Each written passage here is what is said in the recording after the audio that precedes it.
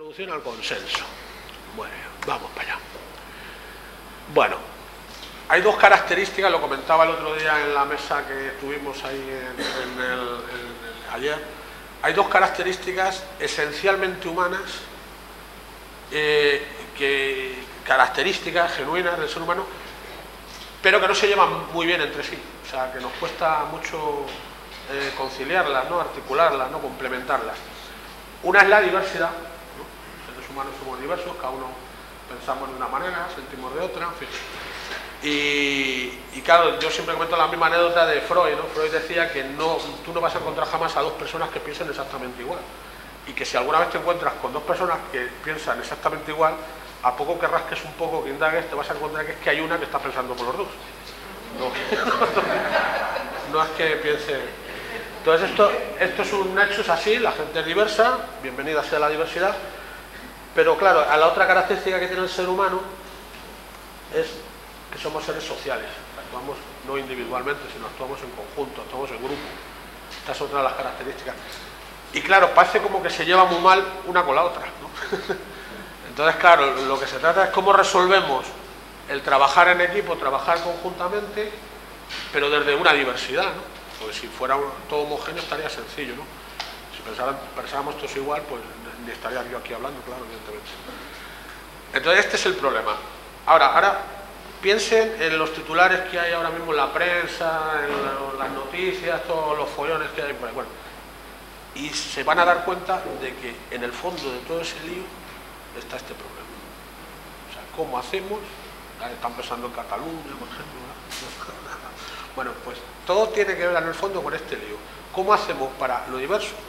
Integrarlo y hacer algo de conjunto. Esa es la madre del cordero, ¿no? Y entonces merece mucho la pena que dediquemos aquí un tiempo a ver cómo resolvemos esa cuestión. Nosotros tenemos ya para resolver esa cuestión, a lo largo de los siglos de sabiduría e inteligencia, hemos ideado un método. Nosotros de entrada tenemos un método para resolver esto de cómo integrar o complementar lo diverso, ¿no? Tenemos un método. Un método. Que no me entiendan los franceses, pero tú, Maite. Es que estoy acelerado. Bueno, sí. Tú tranquilo, un método. respira. Nosotros ya tenemos un método para resolver este tipo de cuestiones, ¿correcto? Y este método lo vamos a llamar el método de la discusión. Esto es un método que hemos desarrollado.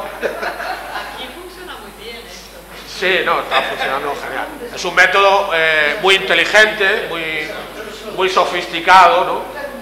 De siglos y siglos de depurada estrategia, viendo cómo resolvemos eso. Y esto es lo mejor que se nos ha ocurrido, es esto, ¿no? El método de la discusión. Esto es lo que es, de momento es esto. Claro, ¿qué consiste un método tan sofisticado? Pues no podía más que descansar en una profunda filosofía, ¿no? Y esta filosofía tiene que ver con que existen realidades distintas, ¿no? La que percibe cada uno, pero de todas ellas hay una solo, que es la válida, la auténtica.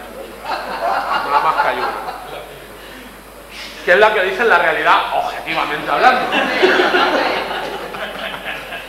Que claro, no sabemos, no tenemos manera de saber si existe una realidad objetiva, porque claro, para que se manifieste necesitamos una conciencia, y si conectamos una conciencia con una realidad, ya esa realidad pasa a ser subjetiva, con lo cual, sin meternos en el jardín de si existe o no existe una realidad objetiva, eso es otro, y ahí sí que tenemos que entrar con la cuántica y demás, sin meternos en ese jardín ya de entrada, aunque existiera una realidad objetiva, no hay manera de que se manifieste, no hay manera de verificar que eso existe. Lo único que tenemos son realidades subjetivas, eso es lo que hay, no hay otra cosa.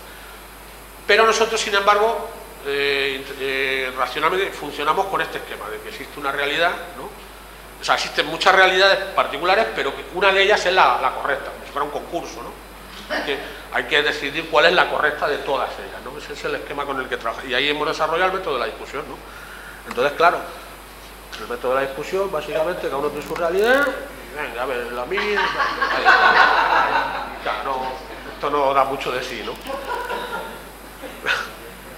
Entonces, claro, esto genera una situación, porque claro, el problema es que encima esa realidad que se supone objetiva, que existe y más, siempre coincide con la de uno, siempre. No sé si, la de uno. No sé si se han fijado, ¿no? Nunca dice uno, coño, la realidad, la tuya es la correcta, ¿no? No, la mía, no. La de uno siempre es la correcta, ¿no?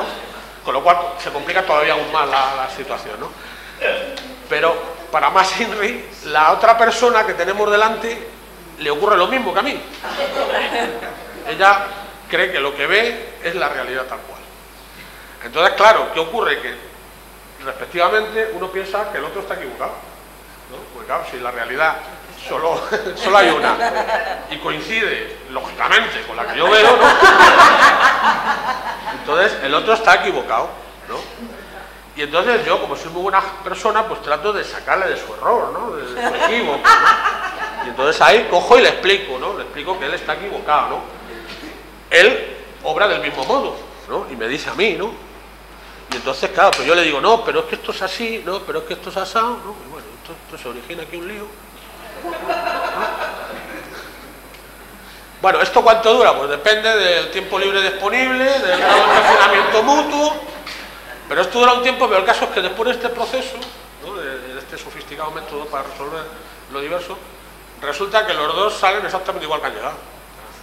No hay intercambio de información, porque entre otras cosas tú ni le escuchas al otro, porque ¿para qué le vas a escuchar? Si sabes que está equivocado, ¿para qué vas a perder el tiempo escuchando? Tú, en el mejor de los casos, como eres una persona educada, esperas a que termine de hablar el otro para no interrumpirle, pero mientras él está hablando, tú lo que estás pensando en realidad es a ver cómo le saco yo del error, el pobre hombre que está muy equivocado, ¿no? Y entonces ni la escuchas, lo que dice el otro tampoco te escucha a ti, entonces con lo cual al final pues sale todo el mundo igual, que ha llegado, no, en fin. Esto es lo que da de sí el método este tan interesante que hemos desarrollado para resolver lo diverso. Entonces, ¿qué ocurre? Que las decisiones colectivas se toman siguiendo este método y entonces lo diverso, ¿cómo se resuelve? Porque claro, a través de este lío de que yo te digo, no vamos a ningún lado. Entonces, al final, ¿cuál es la única salida que encontramos a esa situación? La salida de emergencia, ¿no? Bueno, no vamos a estar así todo el día, ¿no? Tendremos que resolver eso de alguna manera. Pues nada, se resuelve, esto es otra técnica que llevamos muchos siglos empleando, se resuelve así. A ver quién la tiene más grande. ¿No? Esta es la manera de resolver. Es que además cuando te metes en ese bucle, ¿no? De yo te digo y tal, o sea, es que ya la única salida es esta. Yo además lo comento, yo si están en una asamblea debatiendo algo y están todos en modo discusión y tal, ni pierdan el tiempo dialogando, ¿para qué? Si va a ser vayan directamente a votar y ya está, y se ahorran un montón de quebraderos de cabeza, y voten y ya está, porque es lo único que da de sí ese método. Bueno, entonces claro, llegamos a situaciones, ya de estirar este método ya al máximo, pues tan simpáticas como esta, ¿no? De repente están ahí en una asamblea y ponen ahí un número, y entonces dice uno, sin duda se trata de un 6, ¿no? Porque él ve la realidad tal cual. Y dice otro, te equivocas, es un 9. Porque el otro también, ¿no? Y entonces siempre hay alguno, porque hay mucha afición a esto, ¿no? Yo no sé si es porque padecimos 40 años de dictadura, yo no sé por qué, pero hay una afición terrible, vamos a votar, venga, vamos a votar, ¿no? Y entonces siempre hay uno que dice, votemos, ¿no? Y entonces, bueno, pues se resuelve ¿no? Y entonces ya encuentran una salida al atolladero en el que se han metido y la salida es hemos decidido democráticamente que es un 9. Bueno, claro, esto que claro, llama risa, pues es absurdo, es kafkiano, ¿no? Pero esto es lo que hacemos en realidad. O sea, cuando debatimos diferentes puntos de vista, pues eso, hacemos esto.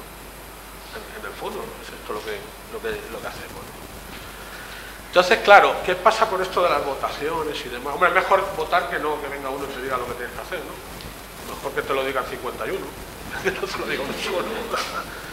Pero claro, el problema con las votaciones de resolver esto de esta manera es que la votación, al final, lo que ocurre con esos conjuntos cuya dinámica colectiva se va decidiendo a base de votación, es que se producen tensiones internas. Y esas tensiones acaban descohesionando al grupo inicial. Entonces, Esta es una de las vertientes de por qué no emplear el tema de la votación. Genera conflicto, genera tensión. Por ejemplo, si se decide algo con lo que yo no estaba muy de acuerdo, tampoco le voy a poner mucho empeño, ¿no?, a la hora de llevar eso adelante. O sea, que no se actúa como un conjunto, no se suman las fuerzas, es un lío. Bueno, vamos...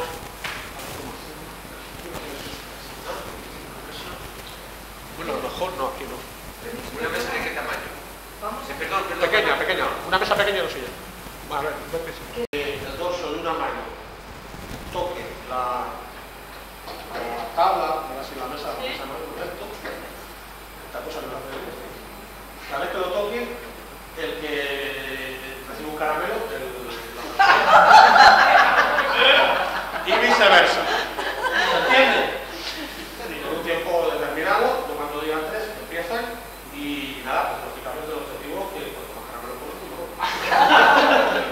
bueno, a ver. Vamos a ver, si este dorso toca, yo le doy un caramelo.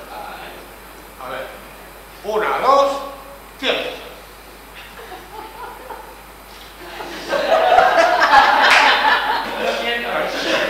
Tenemos que ver a desayunar.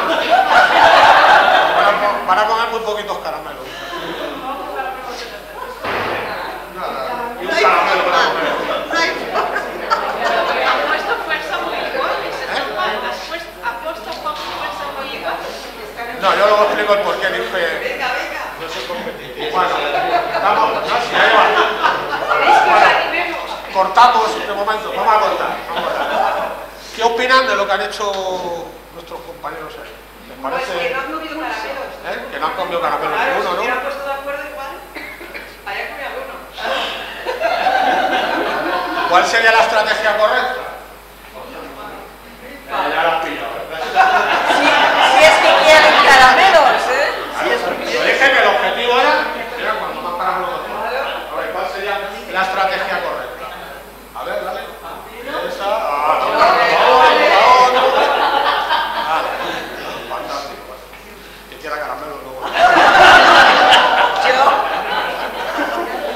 Bueno. Claro, ¿y qué es lo que se ha manifestado con este experimento, ¿no? Pues lo que decía al principio, que tenemos la cabeza amueblada de una determinada manera. Yo en ningún momento dije que tenían que competir entre sí. Además aclaré que el objetivo en realidad era comer cuanto más caramelo mejor, que de eso se trataba. Y sin embargo, pues si llega a ser por ello, no se come ni uno. Vale. Claro, entonces, ¿esto de dónde viene esta manera que tenemos de amueblar la cabeza? Pues viene de que vivimos en una sociedad tan rara, ¿no? Que la competitividad, que vendría a ser, si lo miran ahí en la RAE, en el diccionario, viene a ser como la capacidad de vencer al otro, de quedar por encima del otro, ¿no? Si me apura, de humillar al otro, ¿no? Bueno, todo eso en esta sociedad es una virtud. La competitividad. Qué bueno, ¿no? Ser competitivo es una cosa muy buena, muy cojonuda, ¿no? Ser competitivo es lo mejor. Y de ahí nos viene luego este lío, ¿no? Vale. A ver, el clásico. A ver, la botella está medio llena, medio vacía. Esto de la competitividad ya lo han entendido, ¿no? Ya lo tienen fácil, ¿no? Dejar de ser competitivos, ¿no? Ya no van a ser más competitivos. A ver, la botella está medio llena, medio vacía. Hacemos la votación, a ver. ¿Quién opina que está medio llena? ¿Quién opina que está medio vacía? Pues nada, hemos decidido que está medio llena, lo hemos decidido democráticamente, así que los que han dicho que está medio vacía se equivocan, no tienen razón. Claro, en realidad, y esto pasa con todo, lo que tenemos son puntos de vista de la realidad, nunca vemos la realidad al completo, siempre vemos un trocito de realidad, y depende de que ese trocito lo vemos de una manera o lo vemos de otra. Entonces, ¿es real que la botella está medio vacía? Sí. Bueno, se podría decir que sí, pero tan real como que está medio llena. Con lo cual, lo que tenemos es un punto de vista, y la realidad vendría a ser un concepto que englobaría probablemente a estos puntos de vista. En realidad sería una cosa más ahora como que la botella está medio llena, medio vacía, pero a la vez, ¿no? Una cosa así sería, ¿no? Eso sería lo que es de existir esa realidad objetiva de la que hablábamos, ¿no? Que eso también está por ver, ¿no? A lo mejor ni existe botella, ni existe Dios, no existe nada. Bueno, Hay una manera de ilustrar todo esto que trato yo de explicar, que es un cuento sí, el típico del elefante y los ciegos. Lo que pasa es que como no encontré viñetas de sabios ciegos, pues cogí ahí unos ejecutivos, y más, da igual. En esencia lo mismo. Esto está recogido en un libro de Erich Fromm, El arte de amar, donde aborda toda esta cuestión de lo que se denomina la lógica paradojal, que es en lo que se basa toda la cuestión del consenso. La lógica paradojal es de lo que se basa en la cuestión del consenso. Bueno, el cuento sería el siguiente. 6 personas invidentes, ciegas, tienen curiosidad por saber cómo es un elefante. Nunca han oído hablar de que existe un animal que se llama elefante, pero no saben cómo es, con lo cual que lo llevan y cada uno lo colocan en un sitio, ¿no? Entonces, claro, el que le toca la parte de la cola, lo toca y dice, anda, pues el elefante es como una soga, ¿no? Una cuerda.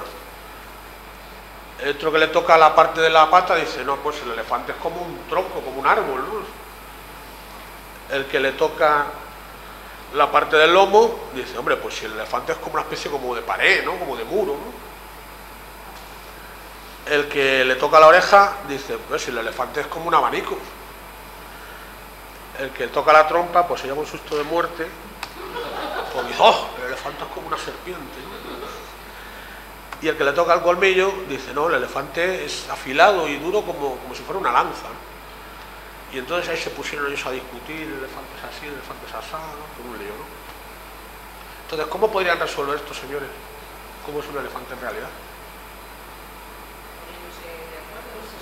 Claro, por eso, ¿cómo se pone de acuerdo? Escuchándose todos. ¿Eh? Escuchándose. Sí, lo que me dice, eso lo veremos en el siguiente taller. En el siguiente taller vamos a poner el mismo ejemplo, pero efectivamente, lo de moverse tiene que ver con el ponerse en el lugar del otro, tiene que ver con empatizar, y sea cuando entiendes, ¿no? Al otro. Pero no, imaginemos que ellos no se pueden mover y efectivamente tendrían que, pero claro, para eso tendrían que escucharse, tendrían que entenderse, tendrían que considerar que lo que ven ellos no es la realidad objetiva, ¿no? Tendrían que pensar que ellos tienen una parte solo de esa realidad susceptible de ser complementada. Claro, esto yo lo propongo así, pero muchos dicen, no, que claro, eso pasa porque el elefante es muy grande y ellos como no ven, pero bueno, esto yo entiendo que es lo que pasa también en la vida real, porque la realidad es más grande todavía que un elefante, o sea, la realidad es enorme, ¿no? Y entonces, ¿qué vas a palpar toda la realidad así de golpe, porrazo, así todo, con todos sus matices, con todos sus... No, yo no conozco a nadie que haga eso, si conocen a alguno, tráiganlo, porque es un ser, vamos, impresionante, ¿no? Imagínate, ¿no? Entonces, esto es lo que os sucede. Bueno, otro ejemplo de esto es lo de, y esto es un caso real, se plantearon, claro, el conocimiento humano cada vez está más atomizado, todo muy más, porque una persona no puede abarcar todo el conocimiento, lo mismo que con lo de la realidad. Entonces, para resolver cualquier problema hace falta generar equipos multidisciplinares, no polidisciplinares, ¿no? Politécnicos, que se dice, ¿no? Entonces, en un momento se planteó si era buena idea enterrar residuos radiactivos en domos salinos. Los domos salinos son unas formaciones geológicas que están compuestos de mineral de halita, de sal, ¿no? Que este mineral tiene una capacidad de fluir, tiene una cierta plasticidad, con lo cual se deforma con el tiempo, tal, pero a la vez aísla radiactivamente. Entonces se plantearon si era buena idea utilizar esos domos salinos, pero claro, le preguntan a un físico y el físico dice, bueno, pues sí, claro, por la estructura cúbica del mineral de halita y tal, pues esto es muy permeable y protege de los residuos radiactivos que enterremos dentro. Pero claro, el problema es que, según tengo entendido, diría el físico, parece ser que estas formaciones geológicas con el tiempo se van deformando, ¿no? Tiene una cierta plasticidad y yo no sé muy bien cómo evoluciona un domo de estos con el tiempo, ¿no? Entonces, claro, pues tiene que llamar a un geólogo, y el geólogo sí, no sé cómo funcionan los domos, pero yo de radioactividad la ajusto. Y claro, y yo tampoco sé, diría el geólogo, pues yo tampoco sé, luego el bidón donde entierren eso, el contacto con la sal, todo cómo se va eso a deteriorar, ¿no? Con el paso de los años, yo no sé si aguantará con la sal, porque yo no sé, entonces claro, llaman a un químico, ¿no?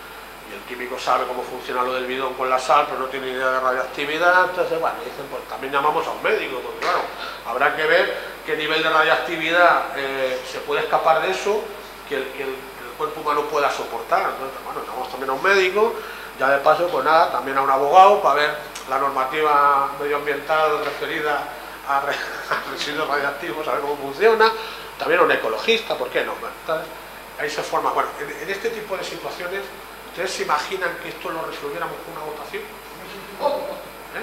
El problema, a ver, como no sé, que la química, que es muy guapa, muy simpática, pues venga, vamos a apoyarla. Entonces lo que diga la química, ¿no?, va a misa, y lo que diga el físico, pues no le hacemos ni caso, ¿no?, porque no nos cae bien.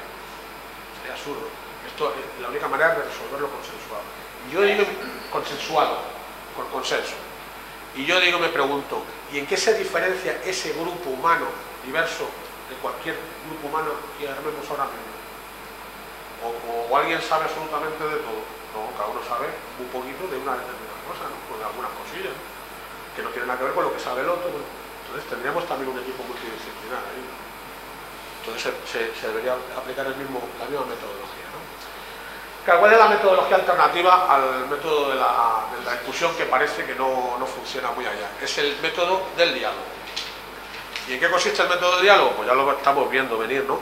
El método del diálogo es que no existe una realidad objetiva, sino que lo que existen son puntos de vista, y esa supuesta realidad, que podríamos denominar intersubjetiva, ¿no?, o intersubjetividad, se constituye complementando todos los puntos de vista entre sí. Cualquiera de esa construcción va a ser mucho más interesante, mejor adaptada a la supuesta realidad, que cualquiera de los puntos de vista particulares. De hecho, yo hay veces que hago talleres, hay un taller muy simpático que se llama Viaje a la Luna, ¿no?, que uno se ubica en el espacio, en la Luna, ¿no?, y le dan una serie de objetos para sobrevivir y tiene que decidir cuáles son más importantes, cuáles menos, ¿no? Yo siempre, lo he hecho muchas veces ese taller, siempre que he hecho ese taller se ha demostrado que la respuesta conjunta es muchísimo más inteligente que la respuesta de cualquiera de nosotros, siempre, impepinablemente. Bueno, en este caso, pues ya sí, la cosa ya parece que marcha mejor, ¿no? Entonces ahí ves cómo se construye esa supuesta realidad. Y esto viene a dar lugar al siguiente beneficio que tiene el tema del consenso, que es como generador de inteligencia colectiva. Ayer, el otro día, por ahí me dieron 10 minutos, no tuve mucho tiempo de explicar gran cosa. Pero esta es otra de las grandezas del método del consenso, que permite articular inteligencia colectiva, porque para que se articule inteligencia colectiva tenemos que ser capaces de complementar los diferentes puntos de vista, complementar las ideas. Y luego, además, la otra cuestión es que hay que respetar a las minorías. Las minorías, la genialidad, las minorías. Porque la genialidad, la originalidad, la excelencia, estadísticamente ustedes saben que no es mayoritaria. Otro gallo nos cantaría, ¿no?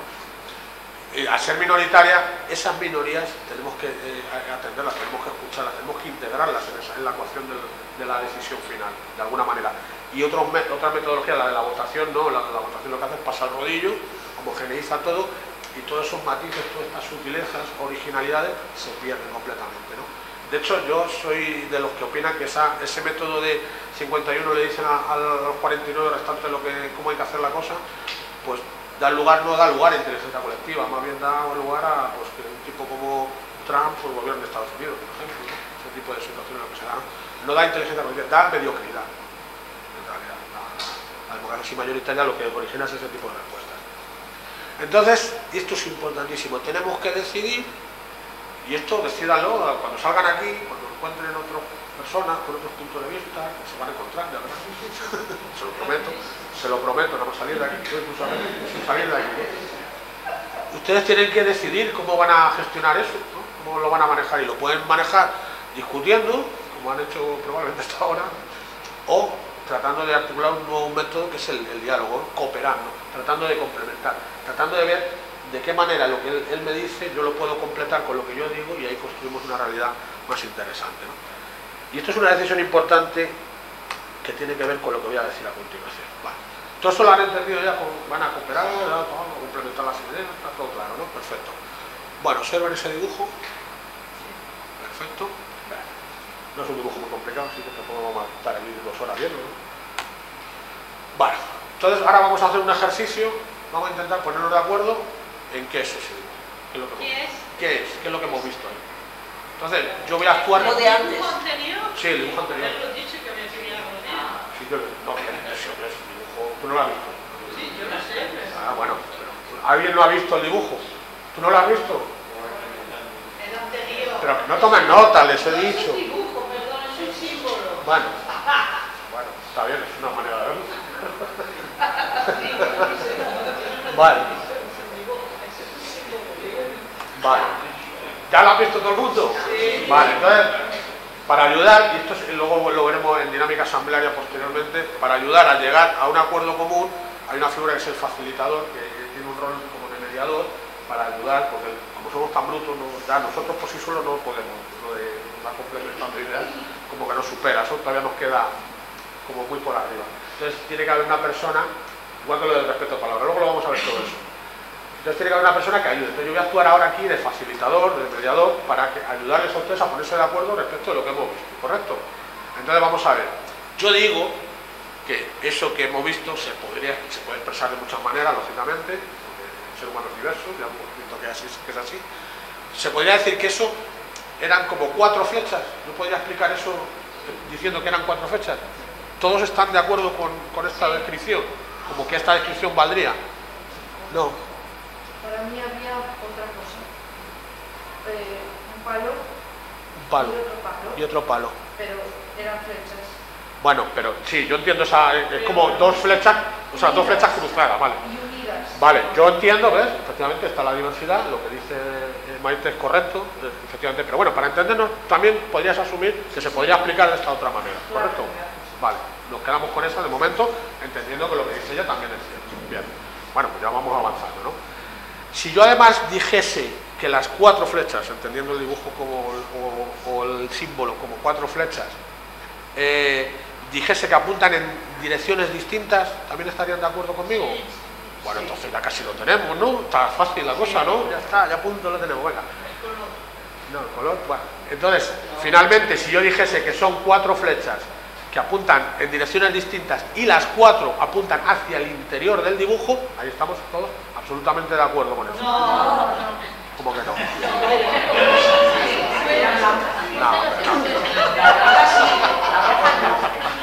¿Cómo que no? A ver. Apuntan hacia afuera. Bueno, vamos a ver. Llevamos un rato hablando aquí de poner los puntos de vista. Parece que ya lo habían entendido. Vamos a ver, Consuelo.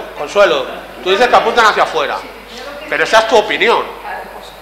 Es tu punto de vista. ¿Admites que exista otro punto de vista que, como el mío?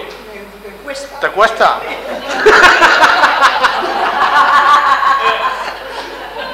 ¿Quién más la ve hacia afuera? A ver. Tú la ves hacia afuera.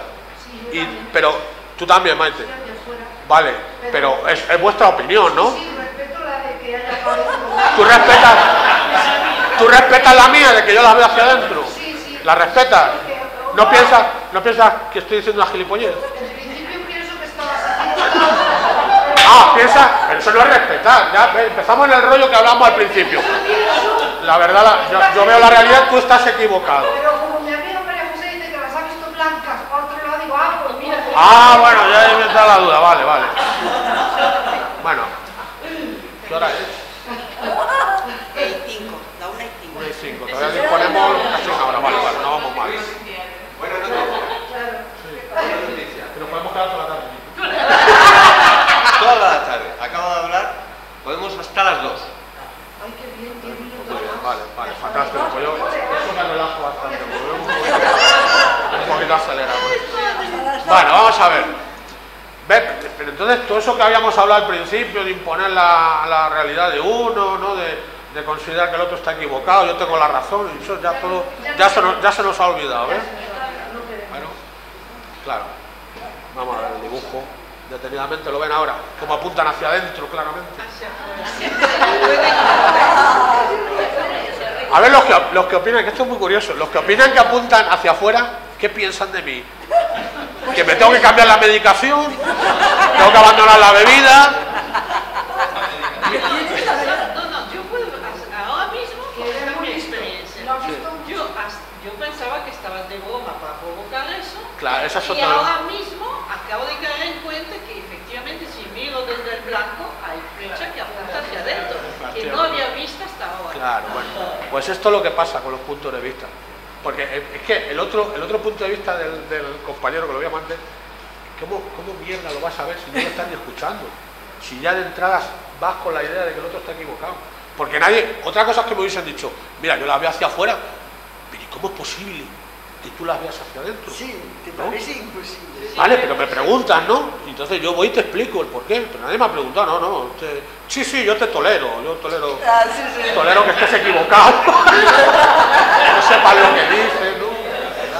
De todas maneras, ahí hay un fenómeno que sí es objetivo, que el hecho que esté las hojas sobre un campo blanco Ahora lo más explico. grande, eso opera más. Claro, ahora lo que se explico. vean Pero eso dificultades. pasa también con los puntos de vista. Hay puntos de vista que están más instalados y entonces inercialmente los brotan primero, y el otro, que es como más no tan evidente, lo vemos Exacto. después. Claro, porque efectivamente lo que dice Martín es correcto. Nosotros estamos acostumbrados a ver figuras oscuras sobre fondos blancos. Nosotros, los cuadernos que utilizan se darán cuenta que no son de color negro, ¿no? Suelen ser de colores claros, ¿no? Claro, y ahora, si nosotros desde pequeños nos acostumbramos a escribir en papeles negros con bolígrafos de tinta blanca, por ejemplo, ¿no? Pues todo el mundo hubiese tenido que hacer esto al revés. ¿Se dan cuenta que apuntan hacia adentro? Y usted me diría, no, apuntan. Claro, hubiese sido por lo contrario, ¿no?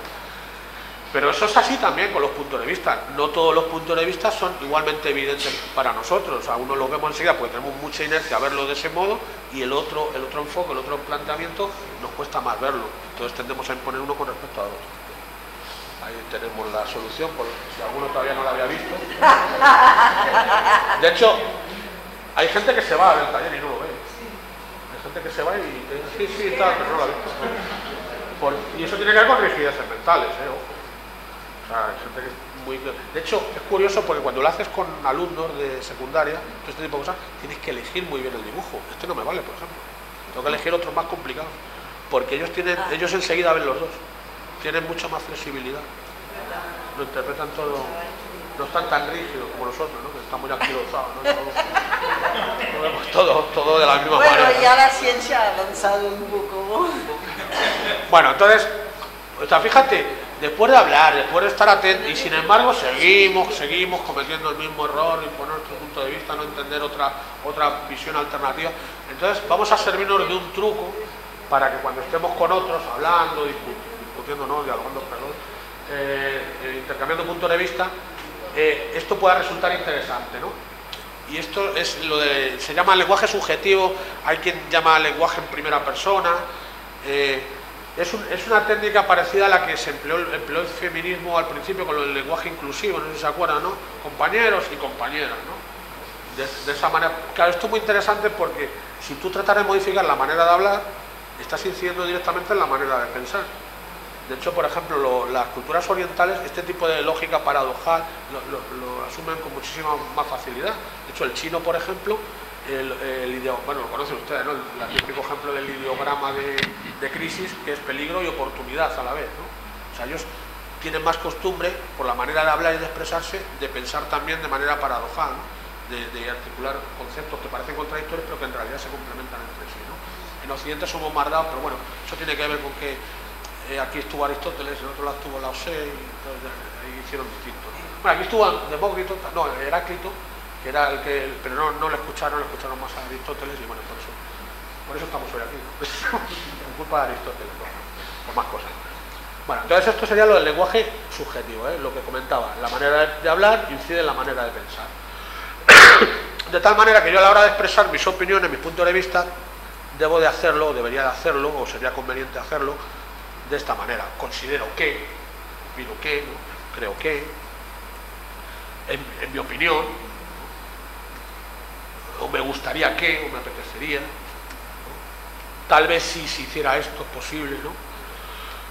O pienso que, creo que también, ¿no? O estoy suponiendo, en principio estoy suponiendo esto, esta manera de hablar. Claro, esto le abres el campo al otro. Nada que ver a si yo empleo un lenguaje objetivo, ¿no? Que sería lo normal es esto, ¿no? Esta es la realidad es así, ¿no? Lo lógico sería, por Dios, esto me lo dijeron a veces en una asamblea, no sé qué dije, ni me acuerdo lo que dije, pero sí que me acuerdo que me dijeron, hombre, es que lo lógico sería, hombre, lo lógico, de acuerdo a tu lógica, claro, de acuerdo a la mía, ¿no? Como todos saben. Como alguien puede poner en duda, ¿no? Como todo el mundo sabe, y ya no vamos a discutir esto porque ya todo el mundo lo sabe, ¿no? O lo mejor es, mejor es esto, lógicamente, ¿no? La verdad es que... Sí, claro, en realidad esto es así. O lo más sensato, bueno, seamos unos insensatos, ¿no? Pensando qué sé yo qué cosas, ¿no? Qué barbaridades, no. Lo más sensato es esto, por Dios, ¿no? O lo correcto es, en fin, ese tipo de fórmulas, pues, o sería un grave error, ustedes pensaran.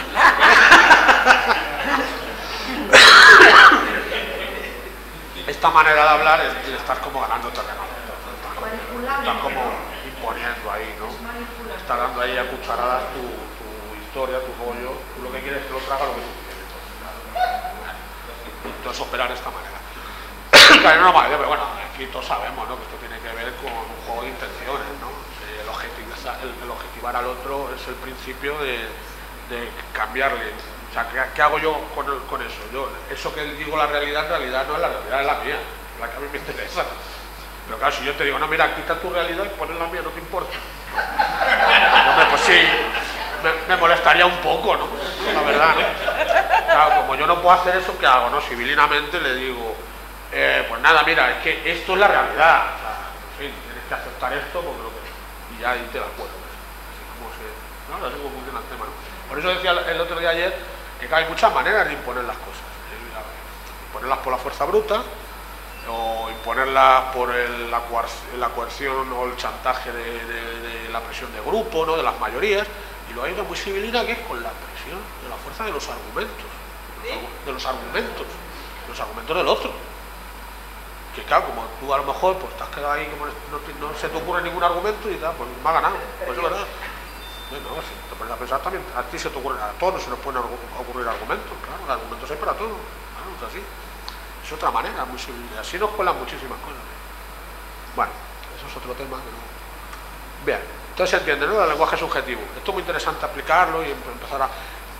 Yo soy muy de ver series, había un ejemplo de eso del lenguaje subjetivo, había una serie que se llama The Good Wife, no sé si alguno la llegó a ver.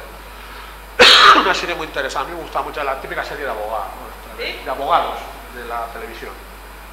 Entonces, había una jueza que cada vez que testificaba el abogado o el fiscal tenía la manía de que él tenía que decir siempre en mi opinión. O sea, arrancar cualquier testimonio tenía que decir en mi opinión. Y si no, lo corregía la jueza, ¿no? Decía, pero eso es en su opinión, ¿no? Sí, naturalmente es en mi opinión. Y había uno de los abogados que no la conocía, que estaba todo el rato hablando, argumentando, y la otra siempre, pero eso es en su opinión. Y entonces, ya, pues sí, claro, en mi opinión, ¿no? Y no acababa de entender el por qué esa insistencia, y al final le dice el tipo, bueno, pues es obvio que yo todo lo que digo, lo digo en mi opinión, ¿no? ¿Por qué tengo...? Dice, claro, también es, le dice, y hay muy buena contestación, le dice la jueza, muy bueno los guionistas de la serie, ¿cierto?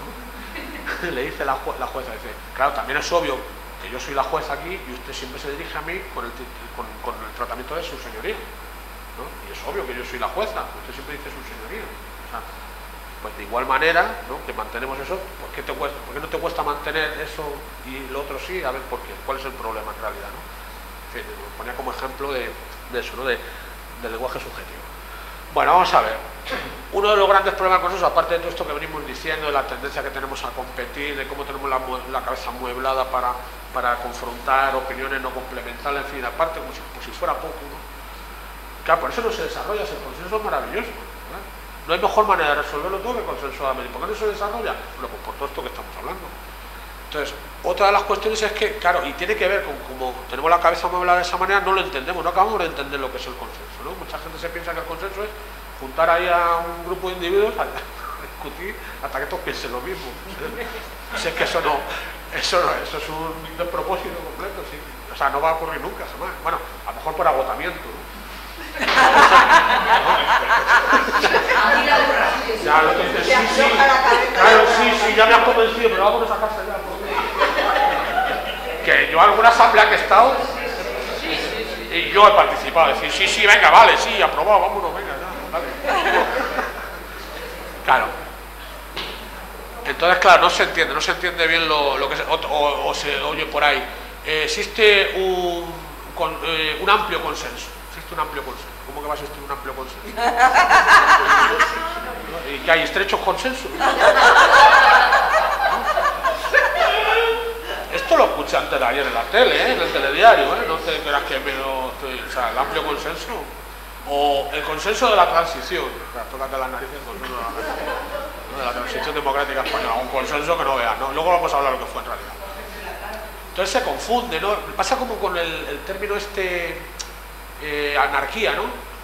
Los anarquistas también están muy fastidiados porque toda la ideología está totalmente viciada, ¿no? Las palabras, los conceptos. Anarquía igual que caos. No, porque va a ser lo mismo. No es lo mismo anarquía que caos. No tiene nada que ver. De hecho hay una definición de anarquía que dice el máximo del orden. O sea, justo lo antítesis del caos es la anarquía, ¿no? Eso, anarquía es lo que vivimos ahora. Esto sí que es una anarquía. Esto es un lío de 3 pares de cojones. Esto sí que es anarquía, ¿no? Vale, entonces lo mismo que pasa con ese concepto pasa y entendamos bien en qué consiste en realidad. El consenso no es simplemente, esa es una idea que tenemos todos preconcebidas, no es simplemente tomar una decisión al final, es todo un proceso sin el cual el consenso, o sea, lo hemos visto, no se puede llegar a un consenso si nos ponemos a discutir. Si nos ponemos a discutir, vayan a votar ya directamente, olvídense del consenso, no es posible. No es que sea muy difícil, que dicen, no, es que el consenso es muy difícil, no, en esas circunstancias no es difícil, es imposible. O sea, no pierdas el tiempo. Tienes que partir de un compromiso mutuo, de decir, vamos a cooperar entre todos para decidir lo mejor, o para hacer algo, tomar un camino, pero entre todos, ¿no? Entonces, uno de los típicos confusiones es lo de una unanimidad y consenso. Esto que voy a decir, yo lo he visto en 40.000 asambleas y desgraciadamente lo seguiré viendo. No, te dice, no, aquí somos asamblearios, aquí todo lo decidimos por consenso, pero si no hay consenso, entonces votamos. Claro, pero es que el consenso no cae del cielo, o sea, es más, que no va, o sea, si ocurriese que todos de repente piensan lo mismo, eso no es un consenso, eso es una unanimidad. No es lo mismo unanimidad que consenso. De hecho, esto de que sin haber hablado ni nada, todos opinan de la misma manera, esto es muy sospechoso. Muy sospechoso, y habría que darle una vueltita, ¿no? Porque tú puedes llegar a una unanimidad por un montón de caminos distintos que no tiene ninguno de ellos nada que ver con el consenso. Y de nosotros lo que nos interesa es el consenso, no la unanimidad. De hecho, y esto va a sorprender mucho, pueden existir consensos no unánimes. No unánimes. Claro, por ejemplo, esto me ocurrió además en una asamblea ahí de Podemos, que estuve yo. Entonces íbamos a hacer la campaña electoral y decían, no, pues vamos a pegar carteles, decían, no, vamos a poner unas mesas en la calle, y otro que decía, no sé, hacer mítines, no sé yo, bueno, otro decía otra cosa, ¿no? Y siempre, como siempre, hay uno ahí muy así, vamos a votar, ¿no? Menos mal que el sentido común ahí reinó por un momento y dijo, no, oye, ¿por qué no hacemos las 3 cosas? Ni iluminado, vamos, ni iluminado. Es que, no sé, tendría estudio, habría ido a un colegio de pagos. Y entonces ahí se resolvió y se llegó al acuerdo de que los que quisieran hacer una cosa la hacían, los otros hacían otra, pero estábamos todos en la misma. Y luego además era muy interesante porque vamos a intercambiar puntos de vista y vamos a ver qué es lo que ha funcionado mejor y qué es lo que ha funcionado peor. ¿Ves? Un acuerdo, un consenso, no unánime. Porque tenemos consenso, todos hacen lo mismo, ¿no? Una cosa es la unanimidad, otra cosa es el consenso. Vamos a ver ejemplos de eso, ¿no? Además, de hecho, el consenso, por eso comentaba, el consenso hay que tener cuidado, tiene que partir de una diversidad de opiniones. No puede partir de una opinión homogénea. Si parte de ahí, estamos jodidos. Vamos a revisar el tema, vamos a verlo desde otro punto de vista, vamos a darle otros enfoques, porque si no, no vamos a construir un consenso. Esto hasta los católicos lo tienen, cuando van a elegir no al Papa, sino a decidir lo de la beatificación de una persona, construyen, claro, si se ponen a, como ellos todos piensan igual, ¿no? Pues claro, ¿no? Ahí lo tienen fácil, ¿no? Bueno, a llegar a un consenso, ¿no? Bueno, en otras cosas no piensan igual, pero bueno, muchas de ellas sí, ¿no? Entonces, para evitar eso, porque son gente con un determinado perfil muy homogéneo, entonces los planteamientos y los enfoques y los puntos de vista de las perspectivas son muy similares. Entonces, ellos, sabedores de eso, se inventan la figura de lo que llaman el promotor fidei, que ustedes lo conocen más por el abogado del diablo. Entonces, nombran a un sacerdote que se encarga de oponerse a la beatificación y él se está encargando de buscar pruebas y argumentos en contra. Esto lo hacen precisamente para... Sí, el promotor fidei. Promotor fidei, pero que es más conocido por la voz, es como la fiscalía divina, ¿no? Una especie de fiscal divino, ¿no? No, en realidad no sirve para nada, ¿no? Porque no le hacen caso a este pobre hombre. Ni ¿para qué se toma la molestia, no? Si al final luego lo gratifican a todos. Yo no conozco un caso que haya ganado un caso el fiscal de Divino o es muy malo el fiscal en fin, bueno. Entonces eso es importante, todo parte de una diversidad de opiniones y insistimos en lo que hablamos. No se trata de elegir entre A, B, C o D, a ver cuál es la ocurrencia mejor, ¿no? A ver, vamos a hacer un concurso, venga, Eurovisión, a ver quién gana. No, se trata de combinar todas ellas y ahí construimos F, que es una que engloba todas esas y más todavía. Y la F además nos resulta evidente, si uno sigue, se junta con un grupo de gente a cooperar, a buscar una solución, se produce una sinergia ahí, que al final la solución, y a mí me ha pasado ahora, haciendo simulacros de asambleas con estos talleres, hicimos uno además de lo de la cadena perpetua, porque claro, para hacer un simulacro hay que coger un tema peliagudo, ¿no? No solo llegamos a un consenso, que solemos llegar, porque no sé, sino que la solución que se dio parecía fantástica, parecía una solución preciosa. Y a mí no se me habría ocurrido esa solución, si no llega a ser que estamos ahí todos debatiendo. Bueno, y eso es lo que tiene que ver con lo que hablamos antes de la inteligencia colectiva. Por eso la gente en las asambleas del 15M y tal, hablaban de eso, ¿no? Se hablaba de la inteligencia, o sea, registrabas como que la existencia de un plano como superior, porque al final la ocurrencia que salía no era de nadie en concreto, era una cosa que habíamos elaborado entre todos, en realidad, ¿no? Bueno, pues, pero esto hay que trabajarlo así, de esa manera. Discutiendo no se llega a la inteligencia colectiva, se lo prometo, si no insistan en ello, pero no se llega. Bueno, entonces, lo que le comentaba, un acuerdo unánime yo puedo llegar a él de diferentes maneras. Por ejemplo, por coerción grupal. Estoy en una asamblea, somos 30 y hay 29 que opinan una cosa y yo no la veo clara. ¿No? Yo veo las flechas para adentro, no las veo para afuera, ¿no? Pero a ver quién es el majo que les dice a esos 29 que mira, tal vez habría que verlo de otra manera. Sobre todo en según qué hora, cuánto tiempo se lleve de asamblea, en fin, ¿no? Bueno, entonces ahí se logra un acuerdo unánime, pero no, es un acuerdo forzado, no es un acuerdo consensuado. Uniformidad sectaria, esta es muy típica también, ¿no? Claro, si cogemos gente con un mismo perfil ideológico, pues ¿qué van a opinar, no? Pues opinan lo mismo, ¿no? ¿Qué pueden opinar, esto Maite sabrá, ¿no? ¿Qué van a opinar los marxistas de la renta básica? Pues que le desmontas todo el chiringuito, claro, pues si está todo basado en la visión, la perspectiva de que el ser humano es un ser que trabaja, y claro, entonces si le dices que no va a trabajar nunca más, pues te van a decir que estás equivocada, pues el hombre es un ser.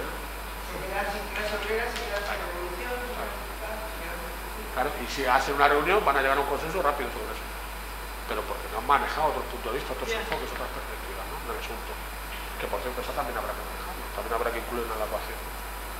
Compositivas sesgadas, claro, imaginemos que somos trabajadores de una empresa y hemos hecho una asamblea aquí, estamos reunidos en una asamblea, todos somos trabajadores y entonces vamos a hacer una asamblea para decidir si están o no de acuerdo con aumentar nuestras vacaciones de 1 mes a 2 meses y aumentar el sueldo al doble, ¿eh?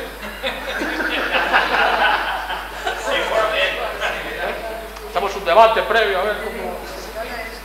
Bueno, vamos a llegar. ¿Eso es un consenso? No es un consenso, no hay una diversidad de opiniones. Para hacer un consenso ahí tendríamos que traer también al empresario, en fin, para ver otros puntos. O nosotros mismos no dejarnos llevar por y valorar otras cuestiones, ¿no? Porque a lo mejor sería una pésima idea, sí, nos subimos el sueldo y luego la empresa se va a pique a los 2 meses y nos quedamos sin trabajo, ¿no? Es algo que parecía fantástico, pues al final no era tan buena idea, pese a que eso surgió de una opinión unánime, lo de sentido común. Otra, la impaciencia, que hablábamos antes, ¿no? Por estar estamos hartos, ¿no? Y otra, y esta ya pasamos a la siguiente confusión, es la negociación. Se suele confundir negociación con consenso. Negociación con consenso. Se suele confundir negociación con consenso. Claro, la diferencia efectivamente es esa. O sea, estamos viendo claramente que el consenso parte de una actitud de cooperación, ¿no? De complementación mutua. La negociación no. La negociación parte de un regateo. Un regateo. Yo estoy en mi posición, tú estás en la tuya, voy a ceder un poquito para que tú cedas, ¿no? No es una actitud de colaboración, es confrontativa, es adversarial, ¿no? Negocio, Claro, y eso no es lo mismo una negociación que un consenso. Esto es lo que venía explicando, ¿ves?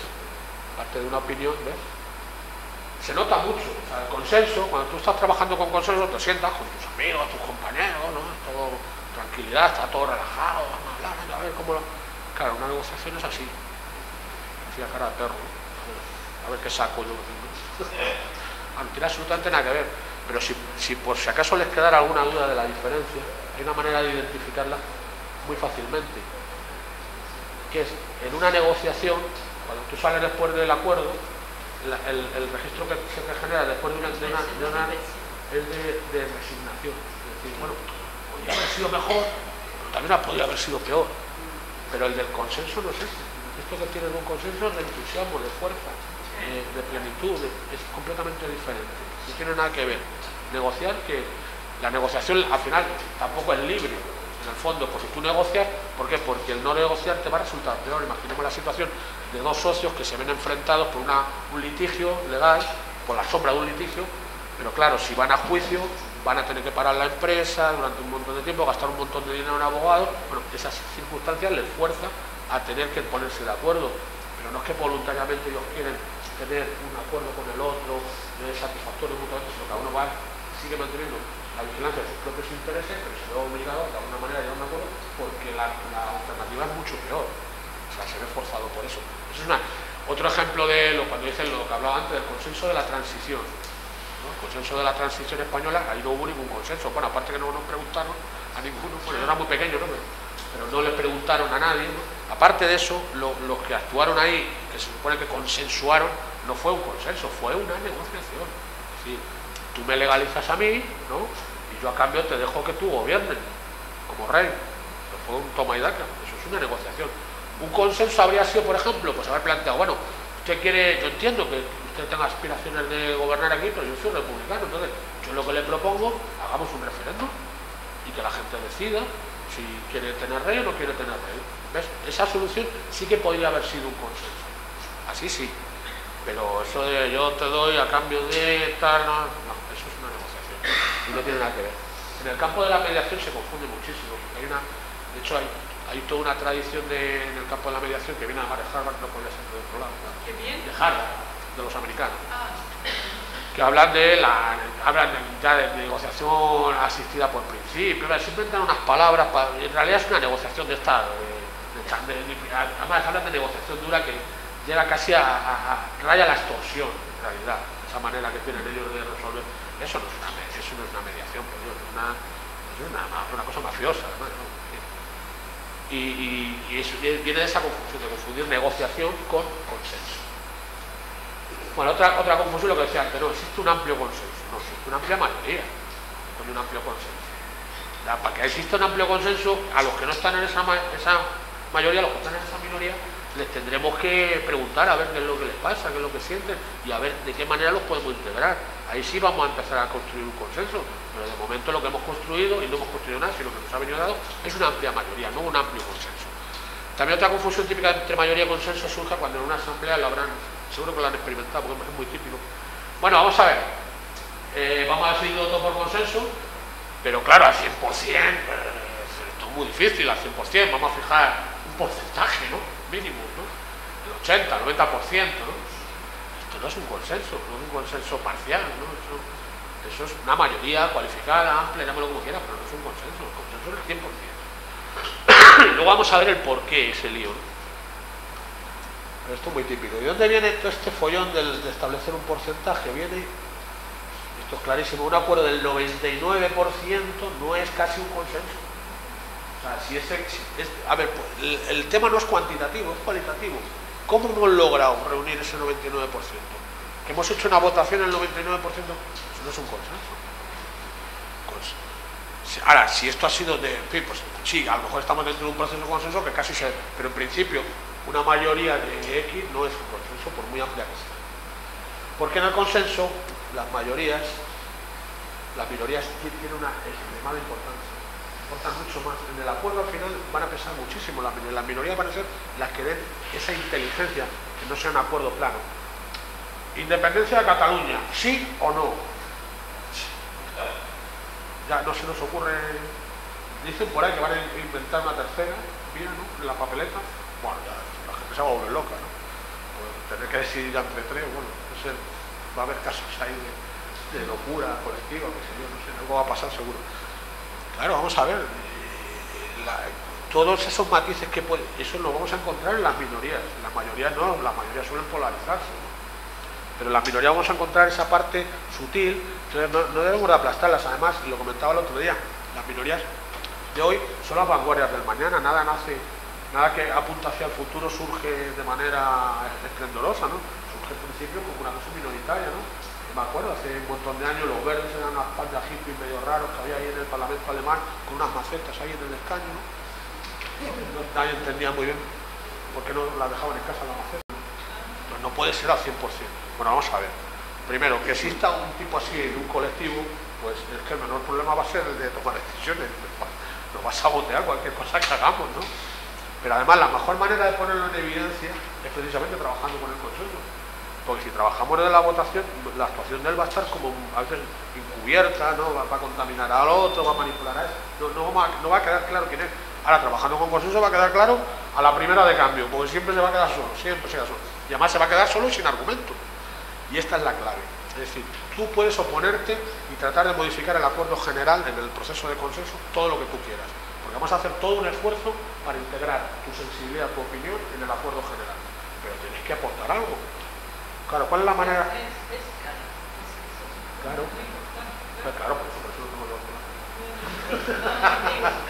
Claro, el derecho a veto no puede ser incondicional. Entonces, ¿cómo operamos? Nosotros tenemos una minoría que queremos integrar en un acuerdo provisional ya mayoritario que hemos ya más o menos desarrollado. Entonces, la manera, y esto ya entramos dentro de facilitación de asambleas. Un buen facilitador es el que trata de integrar ese punto de vista de la minoría en el acuerdo general. ¿Cómo lo hace? Pues va el mediador o facilitador y le pregunta a esa minoría, vamos a ver, ¿qué añadirías, eliminarías o modificarías del acuerdo para que te sintieras cómodo aceptándolo, para que así sí que lo pudieras asumir?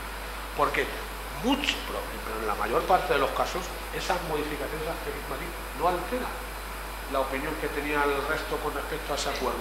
Es más, muchas veces, incluso, pues mira, pues es interesante, no se me había pasado a mí por la cabeza ese matiz que ha incluido, ¿no? Claro, así es mejor, claro, así. Esa es la manera de trabajar para integrar las minorías ahí. Ahora, si la minoría no tiene nada que añadir, ni eliminar, ni modificar, y lo único que nos dice es que no, porque no me da la gana, porque no me apetece, Porque no quiero. bueno, entonces ya volvemos al sistema del hasta votemos y ya está, y que se vaya para su casa, ya está, no podemos hacer otra cosa. Pero hay que darle esa oportunidad, y hay que agotar todas las posibilidades, y si no, tenemos que estar ahí unas horitas charlando. Tú hablabas de la fuerza de los argumentos. Sí. Hay gente que no saben cómo argumentar, que no sienten la cosa, o no la ven, o no... Claro, pero es por algo, no sabrán nada. Precisamente, otra de las ventajas del consenso, aquí no tienes que defender nada argumentado, tener una oratoria. No, tú dinos, no te gusta esto, ¿por qué no te gusta? Pues no me gusta por esto, está. Vamos a intentar integrar. Tú dices cuál es la parte que... Claro, lo que no te gusta y vamos a entender. Hombre, aquí es importante, y lo vamos a ver luego en facilitación de asamblea, hay que distinguir la posición del interés. Son dos cosas distintas. Vamos a ver, tú lo que no puedes es conciliar ni consensuar posiciones. Si hay que decidir independencia de Cataluña sí o no, eso no lo puedes conciliar.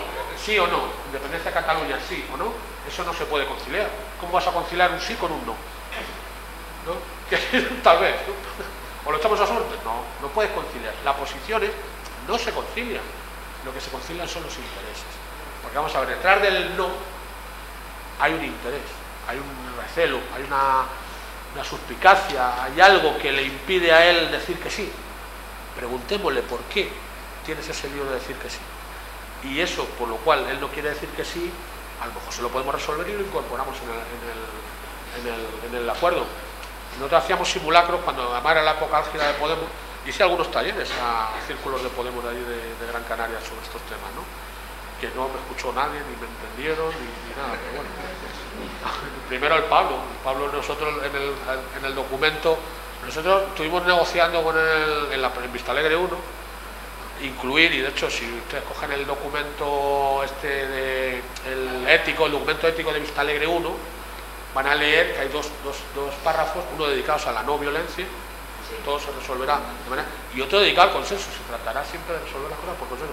Esto fue de hecho solo 4 equipos y ahí el talante negociador de Pablo, de los 120 y tantos, solo 4 equipos lograron interactuar ideológicamente con él. De esos 4, 1 fuimos nosotros y logramos colocar eso del consenso ahí. Tú fíjate la cara que se me quedó a mí cuando yo estaba sentado ahí en mi escalera escuchando, y de repente va y para finalizar ya la guinda del pastel dice aquello de el cielo se toma por asalto y no por consenso. Entonces yo me quedé así y digo, ya está. Bueno, pero bueno, esto es una... Pero vamos a ver, pero a lo que vamos. Esto se ha explicado lo del tema entonces hacíamos muchos simulacros en aquel entonces, como era la época de Podemos, el pueblo, yo estaba haciendo círculos de pueblos de Podemos, detalle. Entonces les ponían el simulacro la siguiente situación. Viene la agrupación local de Villabotijo de Arriba, ¿no? O Villarriba, ¿no? Estos los de la payera, estos que la lavan con Fairy, que acaban antes y por eso se van a hacer después. Los de este pueblo, de la payera, ¿no? Viene, ¿no?, la agrupación local de Izquierda Unida de ese pueblo a tocarles a la puerta y decir, mira, ¿por qué no nos presentamos juntos a las elecciones? ¿No? Nos presentamos juntos y así vamos a sacar más escaños y tal, y además, joder. Entonces, de repente ellos tienen que decidir en su asamblea si van a ir a favor con Izquierda Unida o no. Ese era el planteamiento que se les hacía. Entonces, típico, empieza la asamblea, bueno, pues vamos a ver para ver por dónde van los tiros, quién estaría de acuerdo. Pues hay un grupo que dice que sí y hay otro grupo que dice que no. Claro, dices, ¿cómo cogerías esto, no? Entonces, ponen manera de meter más sí, vamos a preguntarle a los que dicen que no por qué. Y entonces le preguntabas a los que decían que no. Entonces te decían cosas como, es que claro, estos de Izquierda Unida eligen las listas a dedo, mientras que nosotros hacemos un proceso de elecciones internas, ¿no? Vale, perfecto. ¿Qué te parecería si nosotros les ponemos como condición a ellos precisamente lo que tú estás diciendo? Mira, vamos con ustedes, pero tenemos que sacar la lista mediante unas elecciones internas y nada de dedo ni nada. Así, en esas condiciones, bueno, sí. Bueno, esta es la manera de ir trenzando ese acuerdo. Y además a los que decían que sí, el incluir esa cláusula o ese matiz, lo que les parecerá bien, claro, porque están de acuerdo con que esas cosas se hagan así, ¿no? Y de esa manera voy trenzando, ¿ves? Y ese aparente entre sí y no, entre sí y no, el sí es ingenuo, un sí incondicional es ingenuo. ¿Cómo vas a decir que sí? Da igual cómo, sí, venga, sin límite. No, estamos sensatos, ¿no? Como lenguaje objetivo, ¿no? Claro, el sí es muy ingenuo y el no es muy radical, es muy cerrado, muy intransigente. Entonces, entre el sí y el no, independencia de Cataluña sí, independencia de Cataluña no, hay toda una gama de posibilidades que habría que explorar, ¿no? Y en alguna de ellas todos se van a encontrar a punto. Bueno, esa es la que tenemos que encontrar, la que todos se encuentren a punto. Y esa, en el caso, ya entramos en temas de facilitación de asamblea.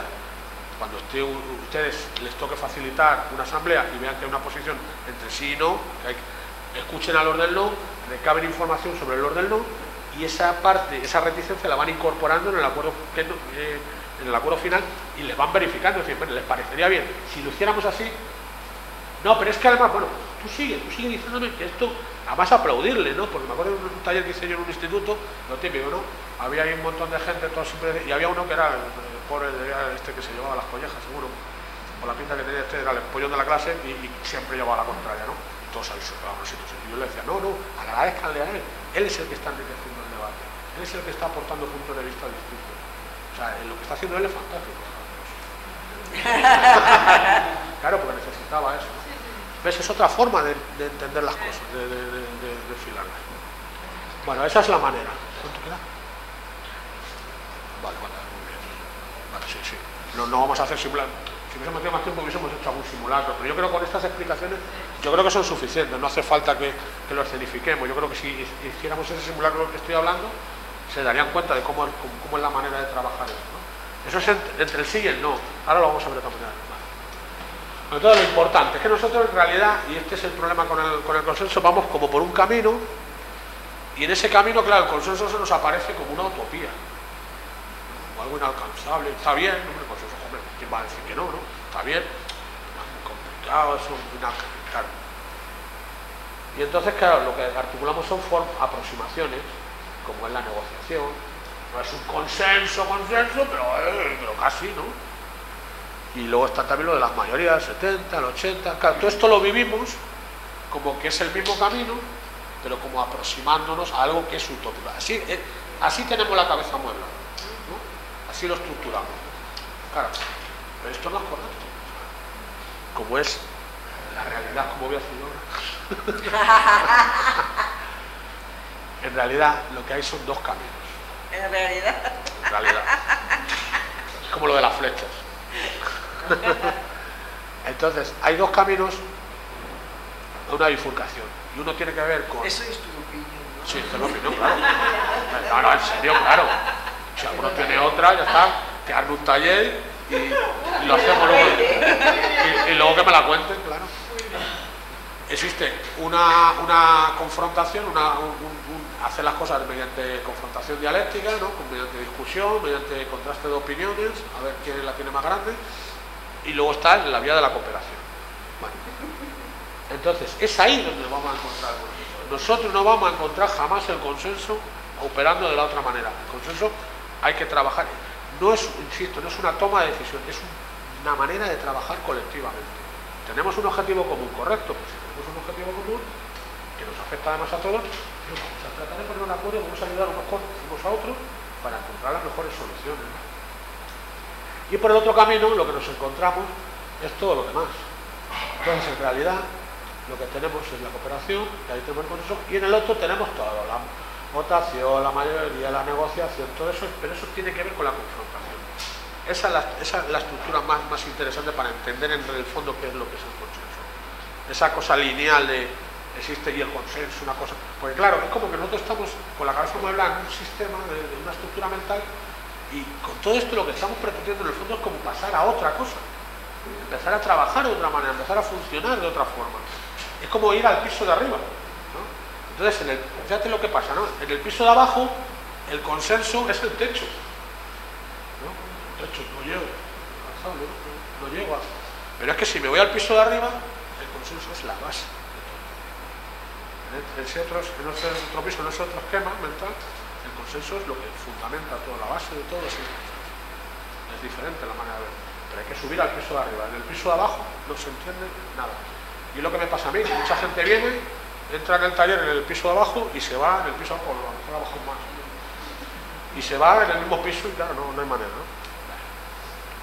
Bueno, entonces, incluso se le puede aplicar el... ¿Cómo vamos de tiempo? Sí, yo creo que llegamos. Entonces, podríamos aplicar incluso la ciencia a este tema, ¿no? La ciencia. Ciencia. Claro, entonces, la parte de las matemáticas que se ocupa de estas cosas se llama teoría de juegos, ¿no? Entonces, aplicando las matemáticas, podríamos decir lo siguiente. Entre una opinión A y una opinión B, nosotros podemos resolver esta cuestión con negociación. Pero en la negociación todos pierden algo, porque acaban cediendo, pues algo pierden, seguro. Con el tema de la votación, pues nada, a veces pierde A y gana B, pues pierde B y gana. Es como tirar una moneda al aire. Y además es así, nunca sabes. Pues si supieras ya el resultado, te ahorras el dinero que te vale una votación, ¿no? Son bastante caras. Como no sabes lo que va a salir, hace la votación, que es como tirar una moneda al aire en realidad, ¿no? O sea, dicen, pero ¿estamos decidiendo las cosas tirando una moneda al aire? No, sí, estamos decidiendo las cosas tirando una moneda al aire. Ese es el sistema de la mayoría simple. En realidad, en el fondo es así, no nos engañemos, funciona así la cosa. Vamos, va funcionando por azar. Bueno, y en el caso del consenso, no, en el caso del consenso todos ganan, porque la solución que se plantea suele ser incluso más que lo que uno aspiraba en un primer momento, suele ser incluso mejor. Bien. Entonces, claro, para ejemplificar todo este tema de la teoría de juegos aplicada a esta situación, se emplea, lo han oído hablar, del dilema del prisionero, ¿no? No han oído hablar nunca del dilema del prisionero. Bueno, el dilema del prisionero es una situación en la que el prisionero salió mal parado.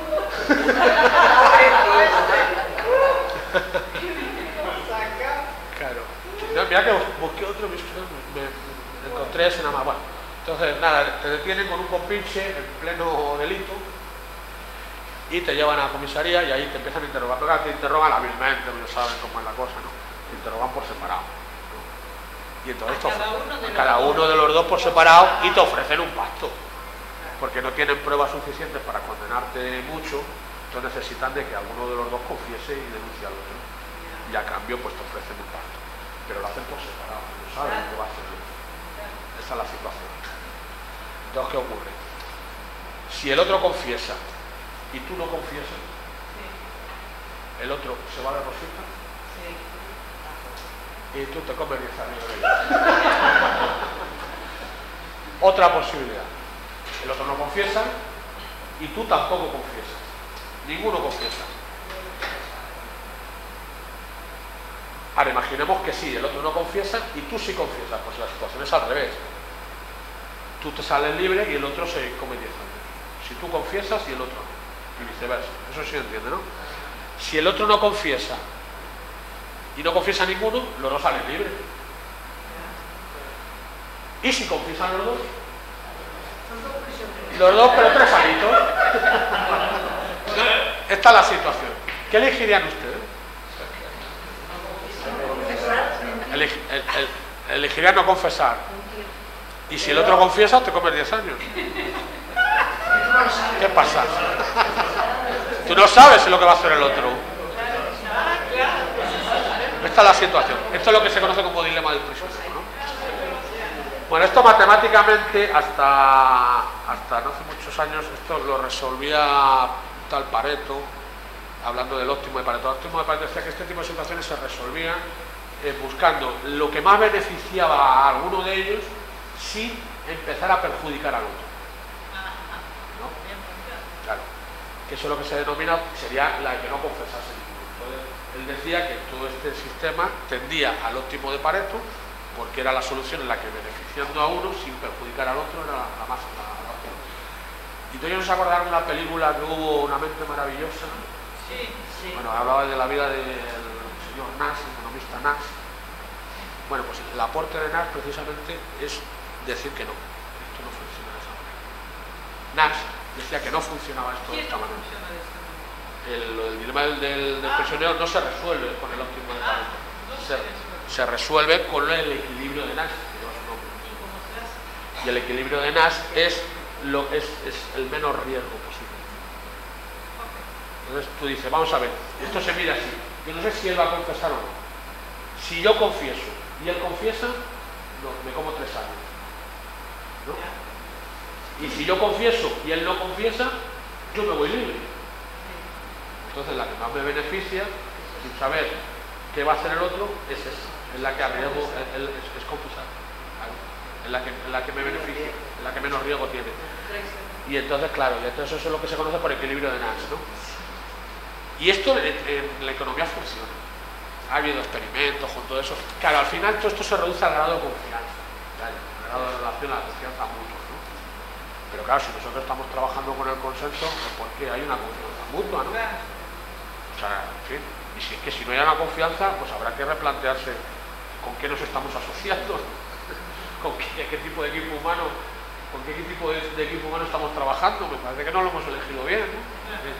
Y habría que revisar el tema. Pero si hay una confianza, entonces iríamos por el óptimo de Pareto. Y además han hecho experimentos con eso y efectivamente, en la medida que hay mucha confianza, la gente se decanta por la solución de óptimo de Pareto.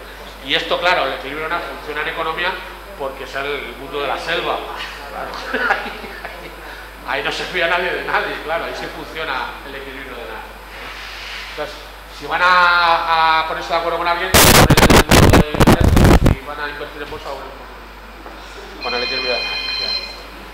Entonces, volviendo al esquema que habíamos dicho antes de negociación, entonces el consenso representaría el óptimo de Pareto y la negociación representaría el equilibrio de Nash. Bueno, pues fíjate lo que hacemos nosotros para decidir cosas. Fíjate, somos gilipollas, perdón por la expresión, pero es que es así. Nosotros no hacemos ni el óptimo de Pareto ni el equilibrio de Nash. Lo que hacemos es votar, que es como si de todas las opciones que le diéramos a los prisioneros, una de ellas fuera tirar una moneda al aire y decidir cuál de los dos se come 10 años. Bueno, esto es la inteligencia que le estamos aplicando a la toma de decisiones. Esto es lo que estamos haciendo. Venga, usted confiesa, no confiesa, no. Lo que quiero es que tiene usted una moneda al aire y al que le toque que se joda. Bueno, pues la vez como estamos resolviendo. Si no puede ser, no, examina.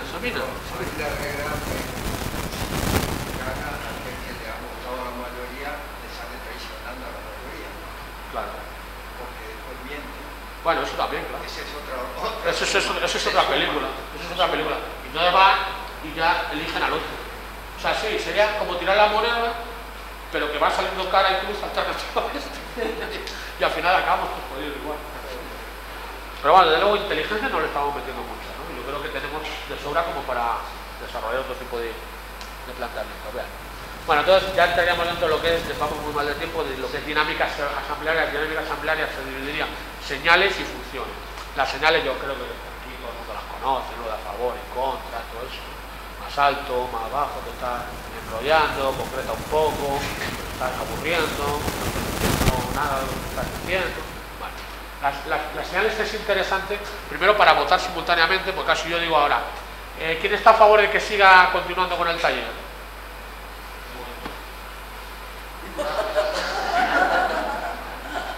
¿Quién está a favor de que me quede? Claro, hay que votar en simultáneo. ¿Quién está a favor de estar de alguna manera? ¿No? Entonces, para eso se utilizan las señas, ¿no? A favor, en contra y abstención. Venga, 1, 2 y 3. Ahí se vota y todo el mundo. Ojo que en el consenso se vota, pero es un sondeo. Sirve para ver cómo va la cosa. Eso no es decisorio, no se toma nada. Es una consulta, es un sondeo. No es una cosa decisoria. Ok, vale. Entonces, eso por el tema de las funciones. Las funciones además me permiten intervenir de manera sin interrumpir el discurso. Eso es interesante la función. Bueno, las señales. Las funciones. ¿Por qué son importantes las funciones? Esto no lo entiende tampoco la gente. La gente cree que las funciones es una cosa inherente a la dinámica asamblearia y que van a estar ahí a perpetuidad. Esperemos que no.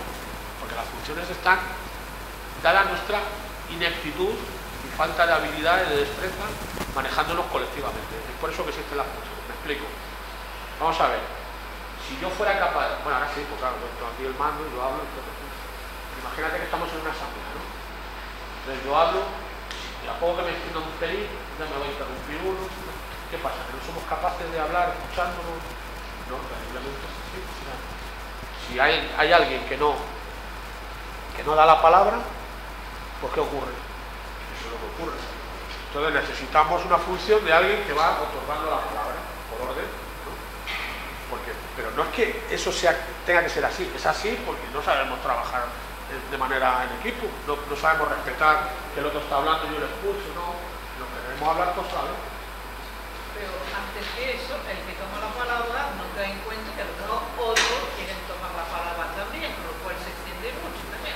No, esa de que es muy buena esa aclaración, Martina, porque yo siempre digo lo mismo en las asambleas, porque hay mucha gente que siempre se caga, que siempre me interrumpe, ¿no? Como el Manuel Dante, ¿no? Claro, vamos a ver. Yo voy a dar el secreto para que jamás, nunca les interrumpan en una reunión. Cuando ustedes van a hablar, fíjate lo que les voy a decir. El secreto de que nunca, jamás les interrumpan. Sean precisos. Si ustedes son precisos, nunca les van a interrumpir. Nunca, jamás. O sea, que eso también hay que entenderlo. Pero en cualquier caso, yo lo que quiero que comprendan es que las funciones en una asamblea son necesarias de momento. Habrá algún día que nos podamos librar de ellas, pero de momento son necesarias. Entonces hace falta alguien que dé la palabra. Alguien pues que tome nota, porque claro, si no cada uno ve la película a su manera. Otro que tenga el control del orden del día, que se siga un orden del día. O sea, hay una serie de funciones. Normalmente ustedes conocen la de moderación, la del acta, ¿no? y la de la toma de palabra, ¿no? Claro, esas son las típicas, pero hay muchas más. Por ejemplo, hay una que es muy simpática, que es la del portero. Es decir, nosotros estamos en una asamblea y llega fulano tarde. Claro, fulano se sienta y no sabe de lo que están hablando, se queda ahí flotando, no puede intervenir. Entonces, hay una función que si se da, pues se puede cumplir, que es el portero. Llega, recibe a este que llega nuevo, que ha llegado tarde, los lleva aparte y dice, mira, se está hablando de este tema, es el segundo punto del orden del día, más o menos la gente lo que está opinando es esto otro y tal, me queda más o menos claro. Eso, pues venga. O es alguien nuevo que viene por primera vez, mira, pues ahora te vas a sentar, ese es el portero, es una función también, ¿no? Es menos usual, ¿no? O el tema del control del tiempo, a veces que para evitar eso hay que controlar el tiempo, entonces está el tipo de... Sí, efectivamente, ¿no? Ahí viene pleno. Claro, pues si no sigo, no. Otro, esto de las tijeras que era. No, bueno, hay otro también que es el que controla que el tono sea adecuado de las intervenciones, que no ofendan. Respeto se llamaba. Sí, bueno, el observador también le llaman. Respeto también se llamaba en el inquisero. Sí, bueno, el nombre que sea, pero bueno, que esa es una función. Y volvemos esto tiene que existir, lamentablemente, porque es que todavía no estamos trabajando el tema. Y de todas las funciones, el de las tijeras es este que va controlando que las intervenciones sean adecuadas, el tono sea amable, respetuoso, que no.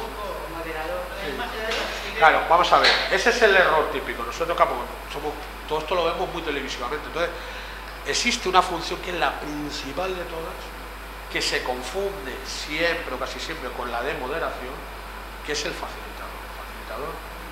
Entonces el facilitador es ligeramente distinto al mediador. El mediador, lo han visto en la tele, es un tipo, bueno, muchas veces no, porque el al rojo vivo, se pone a discutir con los, no mantiene la posición neutral que le maten, ¿no? Se pone a discutir y además de manera muy vehemente, ¿no? Con los contertulios. No, pero el moderador normalmente es un tipo que es neutral, ¿no? Que un poco hace el del dar la palabra, ¿no? En las asambleas que habrán asistido, si hay uno que da la palabra y el moderador un poco, pues yo qué sé, pues que se siga el orden del día, un poquito, no interviene mucho. Bueno, nosotros necesitamos, y es por lo que estamos hablando de que no estamos preparados todavía para llevar a alguien que nos ayude a ponernos de acuerdo, y eso es el facilitador. El facilitador asume la función de moderación, pero además él va escuchando todo lo que va diciendo la gente y va tratando de complementar todas esas ideas entre sí y va haciendo propuestas de consenso que va luego sondeando. Pues mira, muy interesante lo que... Él puede interrumpir cuando quiera, ¿no? Sí. Él puede interrumpir cuando quiera, entonces, a ver, lo que dice fulano fantástico, lo que dice Mengano también, ¿qué les parece si hacemos esto, que es la suma de las dos? Ah, pues sí, pues no.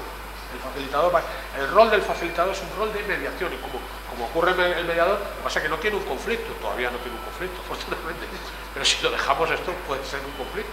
Entonces ya se interviene desde los estadios primeros. Ese es el rol de facilitador y eso es muy importante. Tiene que ser alguien que piense de manera amplia, que no se quede adherido a ningún punto de vista y que ayude a los demás a complementarse. Esa es la facilitación, ¿no? ¿Ves? Bueno, el caso de sí y no es ni sí ni no, es sí pero. Esos peros los introducimos mediante material, lo que hemos hablado antes.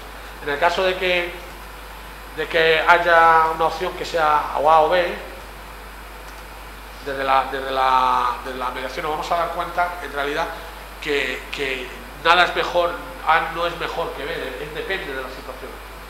Imagínense el debate, ¿medicina tradicional o medicina alternativa, ¿no? ¿Cuál es el mejor? Depende, claro.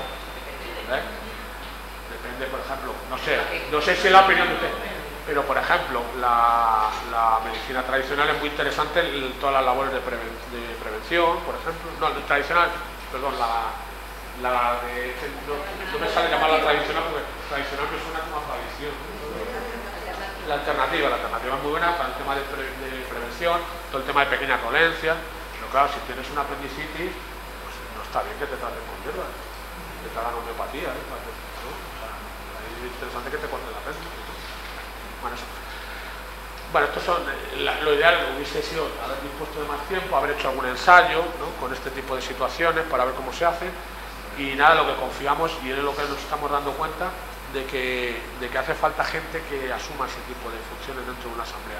Si no les dejan asumirla, que es lo que me pasa a mí, me voy a asamblear y explico esto, no, el facilitador, no, bueno, ya está. Entonces, ¿qué hago? Me siento como uno más, pero hago la función de facilitador. Me siento ahí, escucho a ver, yo opino que lo que dice él está bien, entonces, y trato de alguna manera y a veces tengo eso y a veces no, pero bueno, por lo menos lo intento. Entonces, nada, pues eso. ¿Tú vas a decir algo? No, lo que a mí me está quedando, entre comillas, como síntesis de eso, es que hay tiene que haber, para avanzar en el consenso, como una especie de emplazamiento previo que es pasar de yo a nosotros. Correcto. Así es. Como que no estoy en un conjunto para afirmar yo y mi posición, sino que para mí es más elevado, entre comillas, ligado a una cosa de nosotros. ¿No? Es como totalmente de acuerdo. Tiene que ver con totalmente de acuerdo. De eso se trata. Y viceversa, es decir, promoviéndolo, vamos generando ese cambio y apuntando en ese cambio vamos a tener avanzando. Bueno, hubiésemos extendido más, pero como no tenemos que si alguien quiere decir algo. Quería añadir algo a lo que ella dice. La predisposición al consenso no es solamente ceder, es cambiar. Sí, es cooperar, es decir, no es ya que tú, si es que no tienes que ceder, si es que ese es el error. Para ponerte de acuerdo con el otro, no tienes que renunciar a tu sentimiento. Es ver de qué manera los dos pueden, y que la hay. Lo que pasa es que eso no da, es que también estaba en el taller, es el tema del pensamiento lateral. Le han hecho algún ejercicio de pensamiento lateral, la solución no la encuentras porque queda fuera del campo, tú estás encorsetado mentalmente. Sí. El consenso cae siempre fuera de ese campo de la inteligencia lateral. O sea, siempre las soluciones consensuadas, por eso son geniales, son originales, son minoritarias, porque caen fuera. No es el sentido común, el sentido común es así, constatado. ¿Me entiendes? O sea que sí, hay posibilidad y esa es la que hay que buscar. Y nada, que yo que sé, que espero que lo hayáis pasado por lo menos bien y